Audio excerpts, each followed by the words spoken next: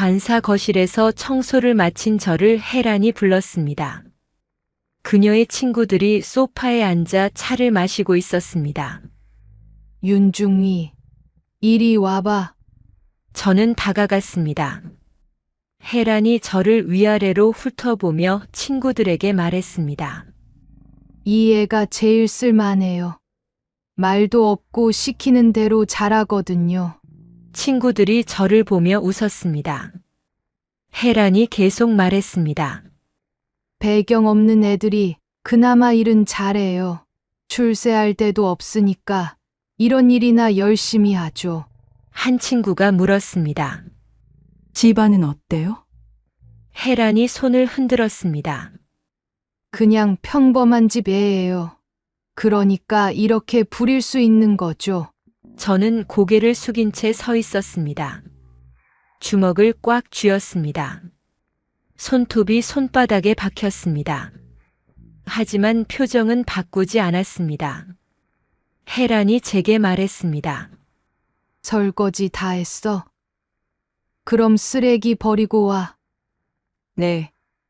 저는 짧게 대답하고 부엌으로 갔습니다.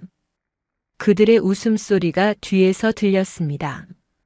저는 쓰레기 봉투를 들고 관사를 나왔습니다. 밖에 나와서야 깊게 숨을 쉬었습니다. 주머니 속 녹음기가 모든 것을 기록하고 있었습니다. 본 영상은 실제 사연을 가상으로 표현한 작품입니다. 등장인물의 이름, 회사명 등은 가명임을 알려드립니다. 무료로 할 수 있는 구독과 좋아요를 눌러주시면 영상을 만드는데 힘이 됩니다. 시작하기 전에 어느 지역에서 듣고 계신지 댓글로 알려주시면 보다 감동적인 사연으로 인사드리겠습니다. 저는 오늘도 관사로 호출되었습니다. 박태준 준장의 관사. 공식적으로는 업무 지원이라고 하지만 실제로는 집안일을 하러 가는 것입니다. 여군 중위 윤서현, 그것이 제 계급장에 새겨진 이름입니다. 관사 앞에는 이미 다른 여군 2명이 와 있었습니다. 모두 20대였습니다. 우리는 서로 눈을 마주치지 않았습니다. 모두가 이 상황이 불편하다는 것을 알고 있었지만 아무도 말하지 않았습니다. 문이 열렸습니다. 준장 3호 장혜란이 나타났습니다. 50대 초반 화려한 옷차림에 짙은 화장을 하고 있었습니다. 그녀는 우리를 위아래로 훑어보았습니다. 늦었네. 빨리 들어와. 저희는 고개를 숙이고 안으로 들어갔습니다. 관사 내부는 넓고 깨끗했습니다. 하지만 곧 청소할 고투성이가 될 것입니다. 혜란이 거실 소파에 앉으며 지시했습니다. 오늘은 손님이 와. 거실이랑 주방 청소하고 설거지도 해. 그리고 장도 봐야 돼. 우리는 대답도 하기 전에 일을 시작했습니다. 한 여군은 청소기를 들었고 다른 여군은 걸레질을 시작했습니다. 저는 주방으로 갔습니다. 싱크대에는 설거지 거리가 가득 쌓여 있었습니다. 30분쯤 지났을 때 혜란이 저를 불렀습니다. 윤중이, 이리 와봐. 저는 손을 닫고 거실로 갔습니다. 혜란이 소파에 기대 앉아 저를 보고 있었습니다. 그녀의 시선이 불편했지만 저는 표정을 바꾸지 않았습니다. 넌 말도 없고 쓰기 편하네. 다른 애들은 불평불만이 많던데. 저는 아무 대답도 하지 않았습니다. 혜란이 계속 말했습니다. 배경 없는 애들이 그나마 일은 잘해. 너도 그렇지? 저는 여전히 침묵했습니다. 혜란이 비웃었습니다. 말 좀 해봐. 벙어리야? 저는 조용히 대답했습니다. 아닙니다. 혜란이 만족스러운 표정을 지었습니다. 저를 길들였다고 생각하는 것 같았습니다. 그녀가 메모지를 건넸습니다. 이거 장 보고 와. 백화점 식품관에 가면 다 있어. 저는 메모지를 받았습니다. 채소, 과일, 고기. 꽤 많은 양이었습니다. 저는 고개를 숙이고 관사를 나왔습니다. 백화점까지 가는 동안 저는 핸드폰을 꺼냈습니다. 메모 앱을 열었습니다.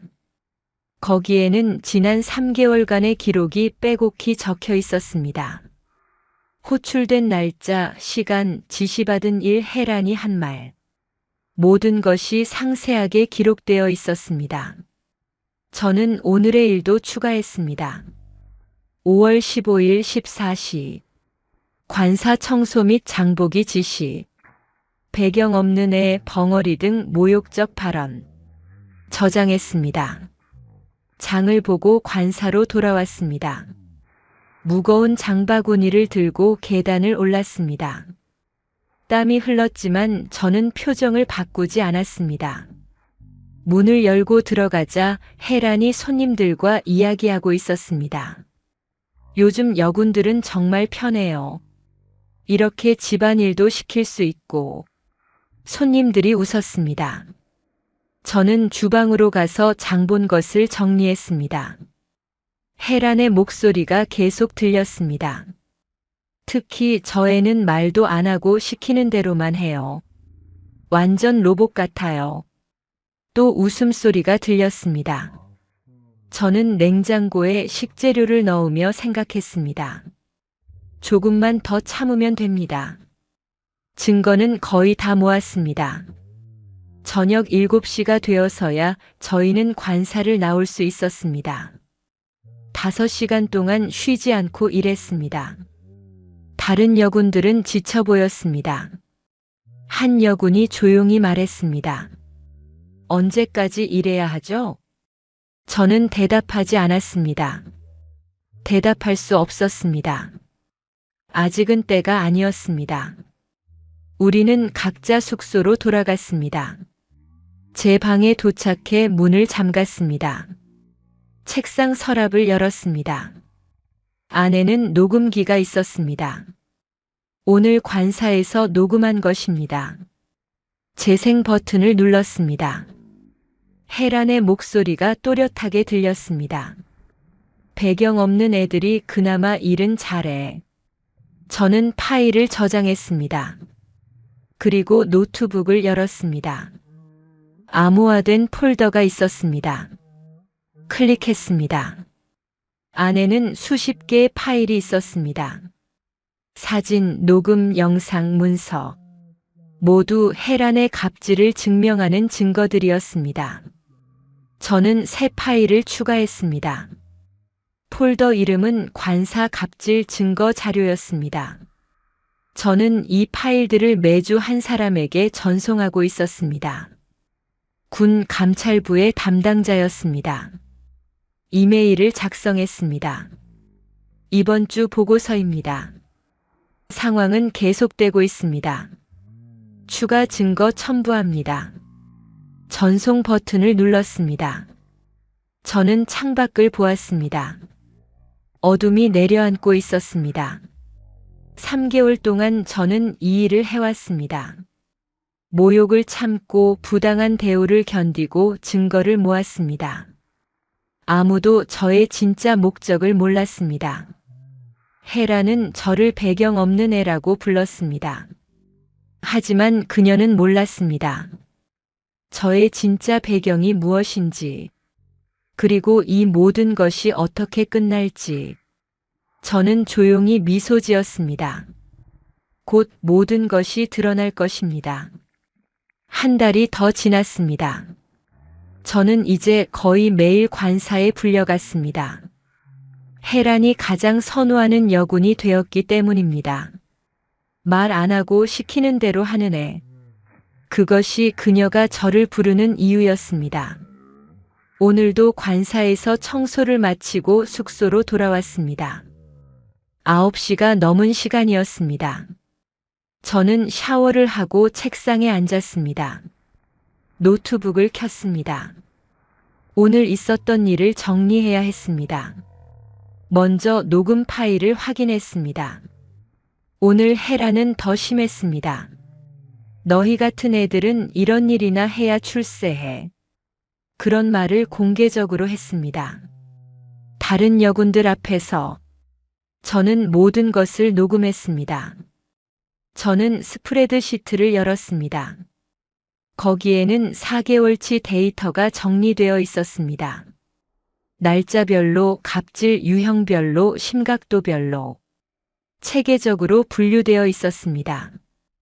오늘의 데이터를 추가했습니다. 핸드폰이 울렸습니다. 암호화된 메신저였습니다. 군 감찰부 김대령이었습니다. 저와 이 작전을 함께 진행하고 있는 사람이었습니다. 윤중위, 보고서 잘 받았다. 증거가 충분히 쌓였다. 곧 감찰에 들어갈 것 같다. 저는 답장을 보냈습니다. 알겠습니다. 조금만 더 기다려 주십시오. 결정적 증거를 하나 더 확보하고 싶습니다. 김 대령이 물었습니다. 무슨 증거? 저는 대답했습니다. 준장의 직접적 연루 증거입니다. 지금까지는 사모만 기록했습니다. 하지만 준장도 알고 묵인했다는 증거가 필요합니다. 김 대령이 답했습니다. 위험하지 않나? 이미 충분한데. 저는 고개를 저었습니다. 핸드폰 화면에 타이핑했습니다. 아닙니다. 완벽해야 합니다. 빠져나갈 구멍을 막아야 합니다. 김 대령이 잠시 후 답했습니다. 알았다. 하지만 조심해라. 내 신분이 들키면 안 된다. 저는 이해했다고 답하고 메신저를 껐습니다. 창밖을 보았습니다. 별이 빛나고 있었습니다. 저는 이 작전을 위해 4개월을 참았습니다. 조금만 더 참으면 됩니다. 다음 날 저는 준장을 직접 마주쳤습니다. 복도에 서였습니다. 준장이 저를 보더니 멈춰 섰습니다. 윤중위, 집사람이 자네를 칭찬하더군. 저는 경례를 했습니다. 감사합니다. 준장이 미소 지었습니다. 자네 같은 여군이 많아야 해. 묵묵히 일하고 불평 안 하고. 저는 아무 대답도 하지 않았습니다. 준장이 어깨를 두드렸습니다. 앞으로도 잘 부탁하네. 그리고 지나갔습니다. 저는 그 자리에 서서 준장의 뒷모습을 보았습니다. 그는 알고 있었습니다. 아내가 여군들을 사적으로 부리고 있다는 것을. 그리고 묵인하고 있었습니다. 저는 즉시 이 대화를 메모했습니다. 준장의 직접 발언. 관사일을 인지하고 있음. 묵인 증거. 이것으로 충분했습니다. 그날 밤 저는 모든 증거를 최종 정리했습니다. 120개의 파일, 300페이지의 문서, 50시간 분량의 녹음. 4개월간의 기록이었습니다. 저는 이 모든 것을 암호화해서 김 대령에게 전송했습니다. 메시지를 보냈습니다. 증거 수집 완료. 감찰 요청합니다. 김 대령의 답장이 왔습니다. 수고했다. 다음 주 월요일 감찰 시작한다. 그때까지 평소처럼 행동해라. 저는 알겠다고 답했습니다. 이제 일주일만 더 참으면 됩니다. 저는 노트북을 닫고 침대에 누웠습니다. 하지만 잠이 오지 않았습니다. 긴장되었습니다. 4개월 동안 저는 완벽한 연기를 해왔습니다. 순종적이고 말없는 여군. 혜란이 원하는 이미지를 만들었습니다. 하지만 속으로는 모든 것을 기록하고 분석했습니다. 저는 왜 이 일을 시작했을까요? 단순히 개인적 복수 때문이 아니었습니다. 저는 군 조직의 부조리를 바꾸고 싶었습니다. 계급장을 이용해 약자를 괴롭히는 구조를. 그리고 이번 사건이 그 시작이 될 것입니다. 주말이 지나고 월요일이 되었습니다. 저는 평소처럼 출근했습니다. 아무 일도 없는 것처럼 행동했습니다. 하지만 오전 10시 부대에 긴급 소집 명령이 떨어졌습니다. 전 장병 집합. 이유는 알려지지 않았습니다. 저는 다른 여군들과 함께 운동장으로 나갔습니다. 그곳에는 이미 수백 명이 모여 있었습니다. 단상 위에 낯선 사람들이 올라왔습니다. 군복을 입고 있었지만 계급장이 달랐습니다. 감찰부였습니다. 김 대령도 보였습니다. 그가 마이크를 잡았습니다. 지금부터 본 부대에 대한 특별 감찰을 시작합니다. 장병들이 웅성거렸습니다. 김 대령이 계속 말했습니다. 관사 운영 및 여군 인권 침해 사건과 관련된 조사입니다. 순간 저는 주변을 둘러보았습니다. 다른 여군들이 놀란 표정을 지었습니다. 드디어 시작된 것입니다. 저는 조용히 숨을 들이마셨습니다. 4개월간의 침묵이 이제 소리를 낼 것입니다. 감찰 조사가 시작되었습니다. 저희 여군들은 하나씩 조사실로 불려갔습니다. 다른 여군들은 긴장한 표정이었습니다. 하지만 저는 침착했습니다. 이미 모든 것을 준비했으니까요. 제 차례가 되었습니다. 조사실에 들어가자 김 대령이 앉아 있었습니다. 그가 녹음기를 켰습니다. 윤서현 중위 관사에서의 경험을 진술해 주시기 바랍니다. 저는 차분하게 모든 것을 말했습니다.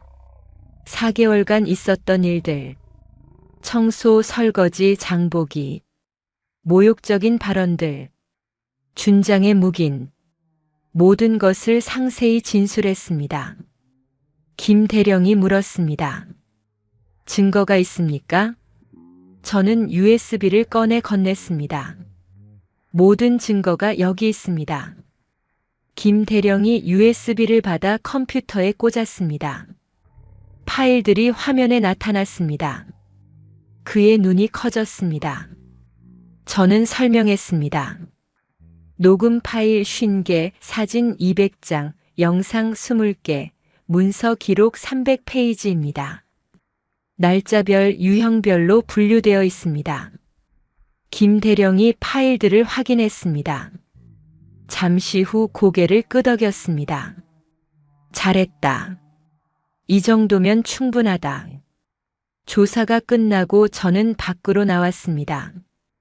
복도에서 다른 여군들이 기다리고 있었습니다. 그들이 저를 보며 물었습니다. 무슨 일이에요? 감찰이 왜 온 거죠? 저는 조용히 대답했습니다. 곧 알게 될 거예요. 이틀이 지났습니다. 부대 전체가 술렁거렸습니다. 준장과 사모가 조사를 받고 있다는 소문이 돌았습니다. 헤라는 관사에서 나오지 않았습니다. 그리고 사흘째 되는 날 특별한 일이 벌어졌습니다. 부대에 귀빈이 온다는 공지가 떨어진 것입니다. 모든 장병이 다시 운동장에 집합했습니다. 정문이 열렸습니다. 검은색 승용차 여러 대가 들어왔습니다. 선두 차량에서 한 사람이 내렸습니다. 사성 장군, 합참의장이었습니다. 저의 아버지 윤정호 대장이었습니다. 모든 장병이 차려 자세로 섰습니다. 아버지가 천천히 걸어왔습니다. 그의 표정은 엄숙했습니다. 단상에 올랐습니다. 마이크를 잡았습니다. 본인은 이번 사건을 직접 확인하러 왔다. 목소리가 운동장 전체에 울려 퍼졌습니다. 아버지가 계속 말했습니다. 군은 계급으로 움직이는 조직이다. 하지만 그 계급이 부당한 권력 행사를 정당화하지는 않는다. 그의 시선이 준장에게 향했습니다. 준장은 단상 아래에서 얼어붙은 표정이었습니다. 아버지가 말을 이었습니다. 이번 사건은 군의 기강을 무너뜨린 중대한 사안이다. 철저히 조사하고 엄정히 처벌할 것이다. 그때 아버지의 시선이 저를 향했습니다. 저는 다른 여군들 사이에 서 있었습니다. 아버지가 저를 똑바로 보았습니다. 윤서현 중위. 제 이름이 불렸습니다. 모든 사람의 시선이 저에게 쏠렸습니다. 저는 한 걸음 앞으로 나갔습니다. 전방. 아버지가 말했습니다. 저는 단상으로 걸어갔습니다. 계단을 올라 아버지 앞에 섰습니다. 경례를 했습니다. 아버지가 경례를 받았습니다. 수고했다. 그 한마디가 모든 것을 말해주었습니다. 운동장이 술렁거리기 시작했습니다. 합참의장이 한중위를 칭찬한다. 그것도 이렇게 공개적으로. 준장의 얼굴이 창백해졌습니다. 해란도 관사에서 나와 운동장 가장자리에 서 있었습니다. 그녀의 표정이 일그러졌습니다. 뭔가 잘못되었다는 것을 깨달은 것입니다. 아버지가 전체 장병을 향해 말했습니다. 윤서현 중위는 본인의 딸이다. 순간 운동장이 조용해졌습니다. 모두가 충격에 빠진 표정이었습니다. 합참의장의 딸, 그 말없고 순종적이던 여군이. 아버지가 계속 설명했습니다. 4개월 전 서연이 본인에게 왔다. 관사에서 부당한 일이 벌어지고 있으니 직접 확인하고 싶다고 했다. 아버지가 저를 보았습니다. 저는 고개를 숙였습니다. 아버지가 말을 이었습니다. 본인은 딸의 요청을 받아들였다. 군 조직이 얼마나 썩어 있는지 끝까지 보고 싶었다. 해란이 비틀거렸습니다. 모든 것을 이해한 것입니다. 저를 배경 없는 애라고 비웃었던 그녀. 하지만 저는 군에서 가장 큰 배경을 가진 사람이었습니다. 준장이 무릎을 꿇었습니다. 아버지가 그를 내려다보았습니다. 박태준 준장. 부하를 보호하지 못하고 가족의 비리를 묵인했다. 즉시 보직 해임하고 군법회의에 회부한다. 준장은 대답하지 못했습니다. 아버지가 해란을 보았습니다. 장해란 씨, 군인 신분이 아니므로 군법의 적용을 받지 않는다. 하지만 민간 법원에 고발할 것이다. 강요, 모욕, 인권 침해 혐의로. 해란이 주저앉았습니다. 저는 그 모습을 조용히 지켜보았습니다. 4개월간 참았던 순간들이 떠올랐습니다. 모욕, 부당한 대우, 끝없는 잡모. 하지만 저는 모든 것을 기록했습니다. 아버지가 저를 보며 마지막으로 말했습니다. 윤중이는 개인의 희생으로 군의 부조리를 바로잡았다. 이것이 진짜 군인의 자세다. 저는 경례로 답했습니다. 운동장에 박수 소리가 울려 퍼졌습니다. 다른 여군들이 저를 보며 눈물을 흘렸습니다. 그들은 이제 알았습니다. 제가 왜 침묵했는지, 왜 모든 것을 참았는지. 복수는 조용히 시작되었지만 완벽하게 끝이 났습니다. 한 달이 지났습니다. 준장 박태준은 군법회의에서 징역 1년의 집행유예 2년을 선고받았습니다. 직위 해제와 함께 전역 처리되었습니다. 30년 군 생활이 치욕으로 끝난 것입니다. 장해란은 민간 법원에서 재판을 받았습니다. 강요죄, 모욕죄, 인권침해, 여러 혐의가 인정되었습니다. 벌금 5천만 원과 사회봉사 300시간이 선고되었습니다. 하지만 더 큰 처벌은 사회적 시선이었습니다. 언론이 이 사건을 대대적으로 보도했습니다.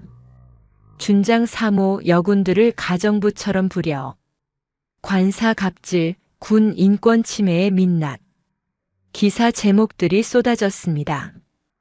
혜란의 얼굴은 모자이크 처리되었지만 주변 사람들은 모두 알았습니다.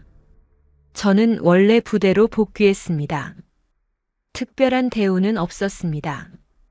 합참의장의 딸이라는 사실이 알려졌지만 저는 평범한 중위로 돌아갔습니다. 그것이 제가 원한 것이었습니다. 어느 날 다른 여군들이 저를 찾아왔습니다. 함께 관사에서 일했던 그들이었습니다. 한 여군이 조심스럽게 말했습니다. 중위님, 그동안 정말 힘드셨죠? 저희는 몰랐어요. 저는 고개를 저었습니다. 아니에요. 제가 선택한 일이었어요. 다른 여군이 물었습니다.